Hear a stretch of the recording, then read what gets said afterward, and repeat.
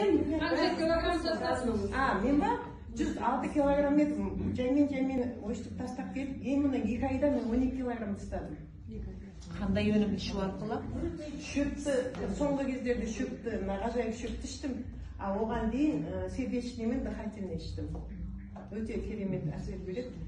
Мен иммунный жаңа нелерді пайдаланбаймын. Антивирусныйларды. Өйткені өзімнің организмге керек нәрсені ғана ішемін. Ол иммунный, антивирусный. Просто организм 100% болмағанмен 80% ағзасы тазаланған адам ғана ішу керек. Оған дейін өзінің организмдегі ауруды жеңу үшін, өзіне керек витаминді қолдану үшін бірінші очередь сердечный, жүректі, екінші очередь дыхательный, легкий, дыхательныйды ішу керек. Сосын шөпті ұдайы пайдалану керек. Ұдайы шөпті 6 ай пайдалансаңыз, сіздің ағзаңыз деген 100% емес, 200% жұмыс жасайтын болады.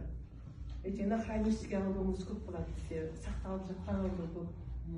Микротікандармен жұмыс істейтін органдарымыз бар, мысалы білмейтін ауруларымыз бар. Мысалы мен Қызылордаға барғанымда 3 күннен кейін ояқта көзім қызарып кетті, екі көзім. Түйілерді, ауырады. Сосын өзіме ұялдым да, сердечныйдан 2 тамшы жылы суға, 1 тамшы сердечныйды тамызып, 2 күн тамызып.